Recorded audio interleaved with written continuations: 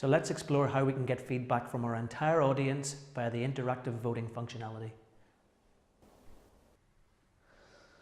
Of course, when delivering training or delivering a lesson, probably one of the most important things is to make sure that what you're delivering in terms of content and message is being understood by those attending. So what you're teaching being understood by the students? Is what you're training on being understood by colleagues and contacts and anyone in the meeting?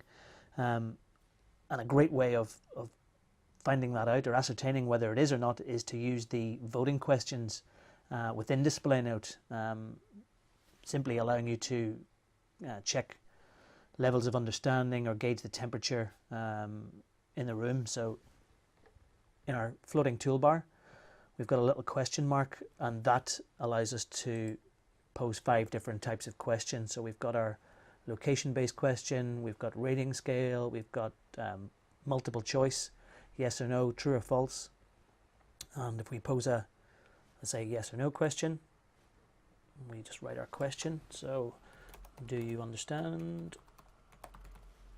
And these questions are all done on the fly, so really as they pop into my head, I can simply write the question on my device and pose that to the room, and you'll see that on the participant's device that question has popped up. And what I want them to do is give me a yes or no answer. Do you understand at this point in time?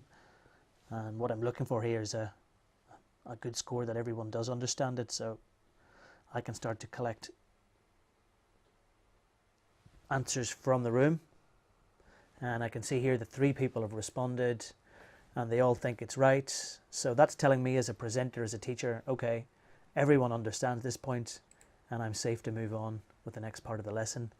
If you can imagine the reversal of that, where everyone was saying they didn't understand, I think alarm bells will go off at that point that, okay, I have to revisit the content. Maybe I can go back and review some of our previously saved slides, some of the things that we did at the beginning, teach around that, and then I can pose the other question again. Let's just look at another question type. So we could do a text-based question. So where do you live?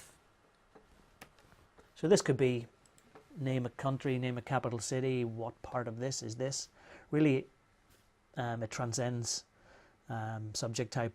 You know your questions that you're trying to answer or want to ask, and DisplayNote allows you to simply just populate them live and pose them out to the room. So let's put in Dublin and we send that back, and of course all the answers are available for the presenter, for the teacher to view in real time. So there's no uploading or downloading or waiting for answers. They can simply and instantly get a gauge of opinion in the room and level of understanding, and can either move on if they're happy with percentages or review if they think it needs reviewed again.